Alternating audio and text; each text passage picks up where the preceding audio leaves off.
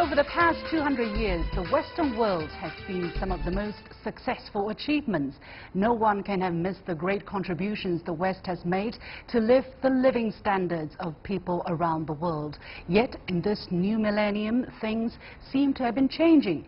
Kishore Mahbubani, Singapore's distinguished former ambassador to the United Nations, argues in his new book that owing to some strategic mistakes the West has made, a cycle of Western domination of the world is coming to a natural end. The rest, as he terms the non-West, is on the rise. China and India stand particularly prominent in his narrative. So has the West lost it or not? Is a new world order rising? Should China and India worry about losing it like the West? Welcome to this special edition of The Point with me, Li Xin, coming to you from Beijing. Joining me in the studio is Professor Kishore Mahbubani, a professor at the National University of Singapore and Chunqiu Senior Fellow at the China Institute in Fudan University.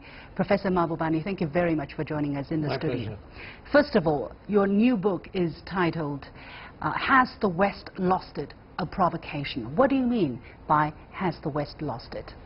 Well, it's actually, my book is actually a gift to the West, because I'm going to wake up the West to a new reality that is 200-year period of Western domination of world history since 1820 was a major historical aberration. Because from the year 1 to the year 1820, for 1800 out of the last 2,000 years, the two largest economies were always those of China and India. And so it was perfectly natural that the aberration would end, perfectly natural that China and India would return. Unfortunately, the West doesn't understand that this is happening. So my book is intended as a wake-up call to the West, saying, wake up, it's a new world coming, and if you don't wake up, you will lose it. Well, what do you mean by the West? Do you mean the Western mind, the Western world, the Western government, the Western people, the Western ideology? What exactly are you pointing to here? I would say we often underestimate how cohesively the West works as a political and economic bloc. And of course, this is when I speak about the West, I mean primarily North America, United States and Canada, and of course the European Union, and you can add in Australia and New Zealand if you want to know so. But this bloc has been very cohesive, as you know, during the Cold War, and developed a very strong kind of political and economic unity that carried on after the Cold War ended. And if you want to understand why Russia is such an angry country today, is because the West, Europe and America combined, unwisely expanded NATO into the former spaces of the Soviet Union, going against the explicit assurances that were given to Gorbachev by the Father Bush administration and by the European leaders. And that's an example of how the West acts cohesively and unwisely since the end of the Cold War. Why are you calling it a provocation if it is a gift? Well, I think that, to be honest with you, that was the choice of my publisher, Penguin, and he said, okay, it might help the book sell. But it is both, how do you say, provocative, in the sense that it's intended to wake up the West, get it out of its comfort zones, and with the goal of helping the West adjust and adapt to a different world. Well, I think a lot of people would disagree with you on many of these things. But first of all, what you just said about India and China having always been the more dominant or more powerful countries, what gives you the confidence that this is going to happen? Is it simply because we are more numerous? By the way, it's not going to happen. It has happened. Today already, in purchasing power parity terms. Let me give you one example. In 1980, the United States share of the global GNP in PPP terms was 25%, and China's share was 2.2%, less than 1/10 of the United States. But in 2014, 4 years ago, the China's share became bigger than the United States. So we have already seen it happen already in PPP terms, and we will see it happening in nominal terms too. So today, if you look at the 4 largest economies in the world in PPP terms, Number 1 is China, number 2 is United States, number 3 is India, number 4 is Japan. So 3 out of the 4 largest economies in the world are already Asian. Now, 100 years ago, that wasn't true. See how much we have changed. But if you talk, you are talking about this PPP terms. People still are not very familiar. Some people would not agree. They would still think that China is the number 2 economy and it's going to take decades. Some say 10 years, some say 20, 30 years. Until China catches up with the United States, and also when you talk about per capita terms, right, there's still a big gap there. How do you look at that? Well, you know, the most important thing when you look at these things is not where we are as a static moment in time, is the trends. Where will we be 10 years from now, 20 years from now, 30 years from now? And even PricewaterhouseCoopers has predicted that by 2050, look, if you don't want to accept PPP terms, let's take nominal terms. By 2050, nominal terms, China will be number 1, India will be number 2, United States will be number 3. So even in nominal terms, big changes are happening. So the reality is that the reason why the West leapt ahead and went so far ahead was because it mastered many things like science and technology, the use of reason, good governance, all these things they used to explode ahead of the world. Now the West actually has very generously shared all these gifts with the rest of the world. So whatever the West could do well yesterday, the rest can do well today, and often better. And if you look, for example, to give you a shocking statistic, okay? The most competitive places to enter in the world are the world's top universities in America. And that's a sure sign of what you call brain power advantage. Right. And where there's a completely level playing field, right? And where there's no racial barriers at all, like the Caltech, California Institute of Technology. You know, the Asians make up a relatively small percentage of applicants to these universities, but 43% of Caltech is Asian or Asians or Asian American. Now that's a sign that there are tremendous pools of brain power in Asia that were not exploited for centuries and that are now being harvested. So if the West doesn't understand that this is going to change the world fundamentally, they are still sleeping. And my book is saying, wake up, you've been sleeping. Yeah, I think one of the people that definitely don't want to wake up or don't see things in the same way as you do is U.S. President Donald Trump. He had this to say during the press conference he gave right after his historic summit with the DPRK leader Kim Jong-un. Let's take a listen. Well, my expectation about China is that China is a great country with a great leader and a friend of mine. And I really believe that he's happy that we've made this kind of progress. And I've heard from him. But I will be calling him very shortly, maybe even before I land. Okay?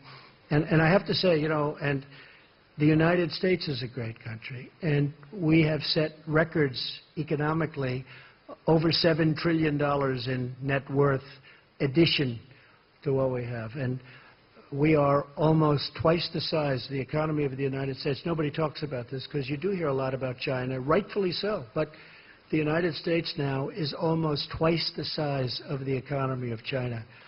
We have a great country and we're on a correct path. So a couple of things here. First of all, he said the United States is twice the size in terms of economy of China. That's very different from what we have been talking about. Well, let me tell you, number one, he's factually incorrect. The U.S. economy is 1.6 times the size of China, not twice. But more importantly, in the year 2000, which is only 18 years ago, the United States GNP in nominal terms was 8 times the size of China. How did it go from 8 times to 1.6 times? Come on, that's an indication of how significant the shift has been between the United States and China. And there is in American minds, and President Donald Trump reflects that to some extent, the Americans assume that they will be number one forever. Now, how can 350 million people who make up 5% of the world's population continue to have a GNP which is 25%, which they used to have? It can't happen anymore. It could only happen when the rest of the world was underperforming. Now the rest of the world has stopped underperforming. So Americans must get used to a new world where America will become number 2. Well, President Trump is saying America has to be number 1, America first. So in a way, he has to do the right thing, right? The second thing that struck me when I heard this, I wondered why he needed to mention this to the world. Why he needed to remind to the world, to his audience, that America is still much bigger than China. It's almost like he's feeling, you know, hey, China is doing great, but don't forget, we are the number 1. Do you have the same impression? Well, you see, before I'm now, as you know, the Chunqiu Fellow at Fudan University now. So before becoming as a Chunqiu Fellow in Fudan University, I spent 6 weeks in Columbia University and 5 weeks in Harvard University this year. And I got a very good feel of the sentiment in America. And I think Americans are feeling lost. They know intuitively, they can feel it, that the amount of power and control that they had over the world, which was an exceptional moment, especially between the end of the Cold War, 1990, and maybe after the great financial crisis, global financial crisis, 2008-2009. Power was incredible. And America could act unilaterally and do whatever it wanted to do. Now it's losing it. And the tragedy for America is that at a time when the United States should switch from being unilateral to becoming more multilateral, they have sadly elected the most unilateral president that America has ever had, President Donald Trump. But I'm glad he also said, I'm a good friend of President Xi Jinping. I'm a good friend of China. Because at the end of the day, America has to work with China. We're going to take a very short break. My guest has been Kishore Mahbubani, and we'll be right back to talk about the implications of if the West has lost it.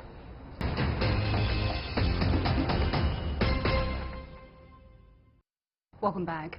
Professor Mahbubani, you mentioned the West made at least 2 strategic mistakes, right? First of all, at the end of the Cold War around 1990, you said the West had a great hubris and triumphalism, and the second was about 2001 when the 9/11 happened, but also when China joined the World Trade Organization. Why do you think the West ignored the important significance of China joining the global markets? Well, I think I'm glad you mentioned the 2 strategic mistakes, and I think they're both equally important.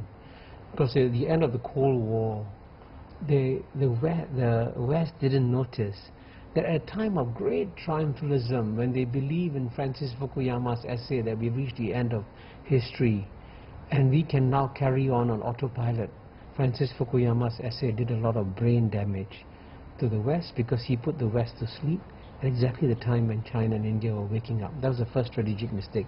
But the second strategic mistake happened in 2001, because in 2001, when you ask anyone in the West what happened, they said, oh, of course, 9/11 happened.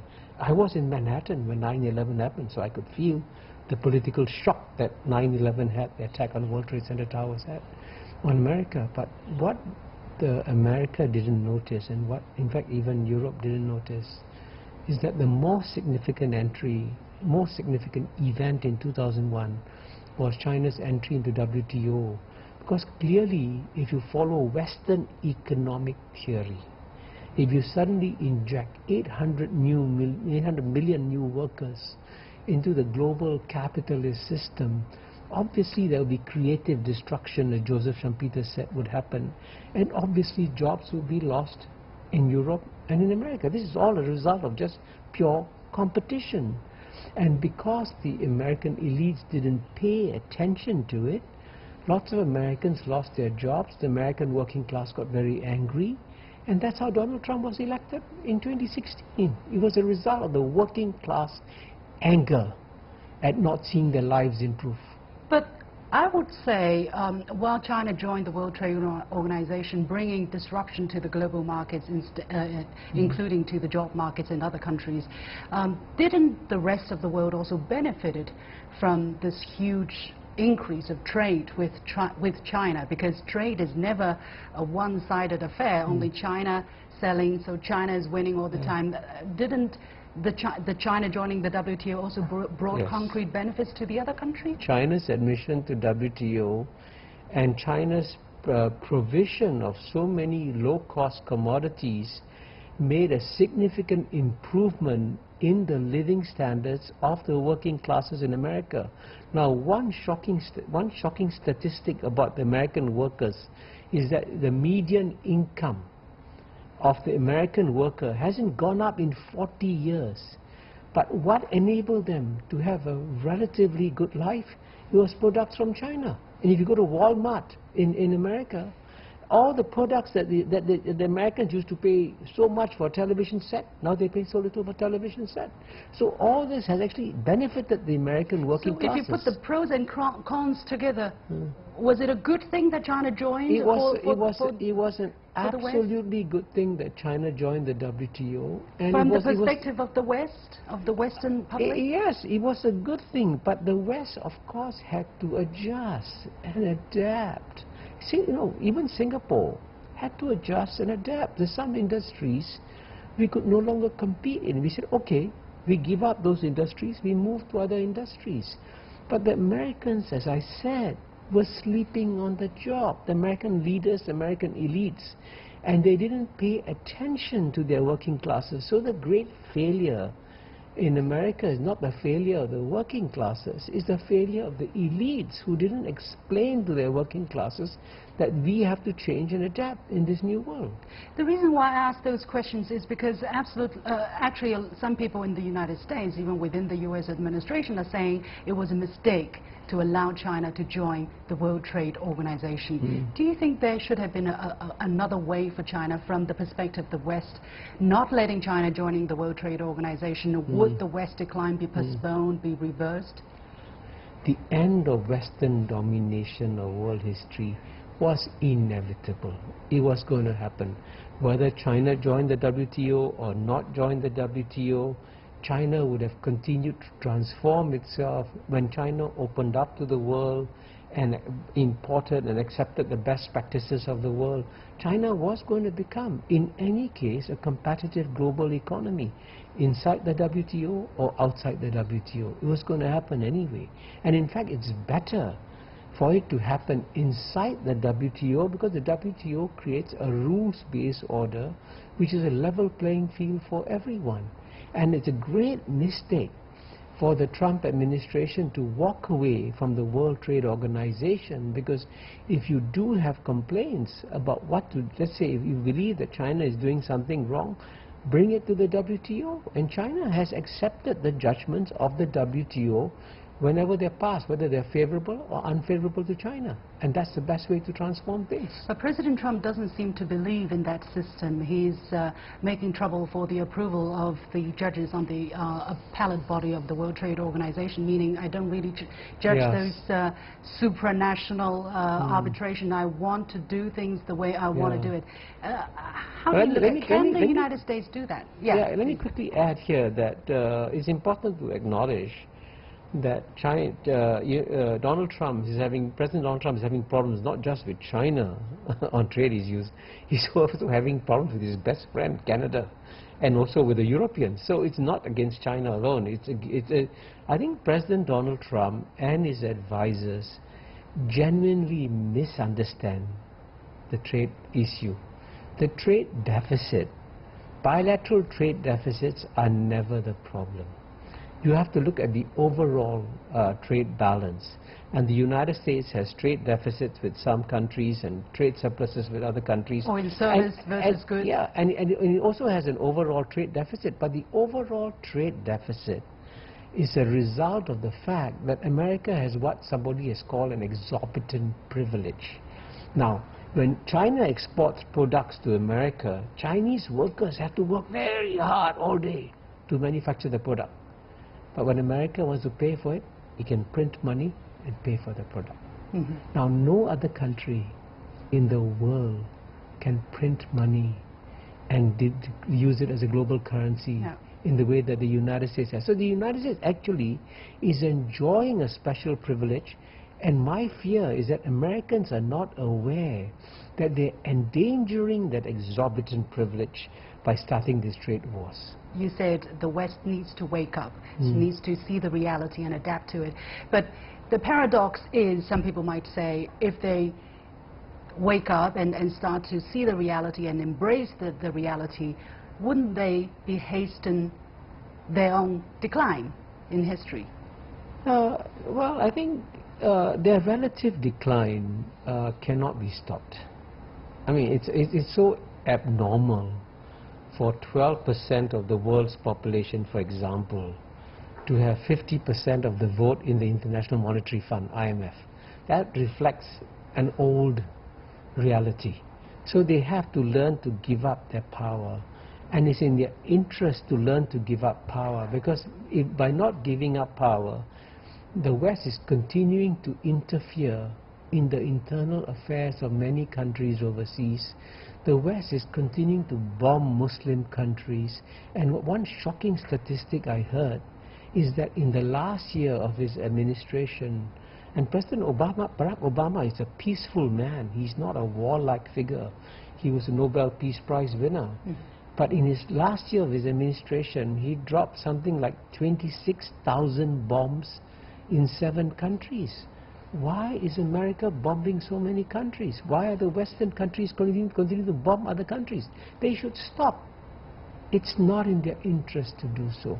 It's now in their interest to change their behavior and go from being unilateral to multilateral, and use the United Nations as the vehicle to create a better world order, which will make it a more peaceful world for the West and a more peaceful world for the rest. Where do you see the strategic future of the European countries and what they need to look at now? Well, I think it's not a big secret that Europe is very lost. And I think one of the key recommendations that I make in my book, Has the West Lost It?, is that when you want to handle geopolitics, the critical word in geopolitics is geo, G-E-O, which stands for geography. Now, the geography of North America, which is separated by the Atlantic Ocean, is different from the geography of Europe. In the case of Europe, the long-term challenges that it faces are not the long-term challenges that the United States faces. So the Europeans should understand their geography. And I can tell you what the long-term strategic challenge for Europe is, because, you know, it's coming from Africa. And in 1950, to give you one amazing statistic, in 1950, Europe's population was twice that of Africa's. Today, Africa's population is more than twice of Europe. But by 2100, Africa's population will be 10 times the size of Europe. That's where their challenge is. So, this is where Europe should be working with China to develop Africa. That's where European interests lie. But Europeans cannot work with China in Africa because America says, stop, don't help China in Africa. If the West has lost it, what about the rest? You were saying China, India, and the rest of the world will rise as they had been for the past 1,800 years before the West rose. Is it a sure thing? Will these two countries have a possible different trajectory? You know, if you want to understand the potential of India, everyone has seen the potential of China already. We know how well China has done. If you want to understand the potential of India, ask yourself, why is it that in the most competitive human laboratory in the world, which is the United States of America, the United States brings in the top brains from the whole world to come and live and work in the United States? And guess which ethnic group has the highest household income? Indian. In Indians, in America. Look at some of the biggest companies in America. Look at Microsoft. Look at PepsiCo. They're run by Indians. Look at Silicon Valley, Indian venture capital. Look at the top business schools in America. Harvard Business School. Who's the dean? An Indian. So you get a sense. So it's a very simple thing. The brains of the rest of the world, especially the brains of Chinese and Indians, are not inferior to the brains in the West. The two people have yet to understand each other well enough from the kind of exchange we witnessed since last year till now, especially when we had these border frictions. What advice would you give to the Chinese people as to how to better understand the Indian people so that we can in the future interact with Indians better? And what advice you would give to the Indians about how to better understand with the Chinese?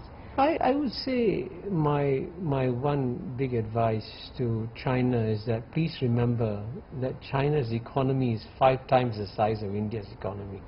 The population is about the same size, but China's population is 5 times the size of India's population. People normally expect the bigger country, the more powerful country, the more wealthy country to be more generous. And I think China can afford to be more generous in its relationship with India.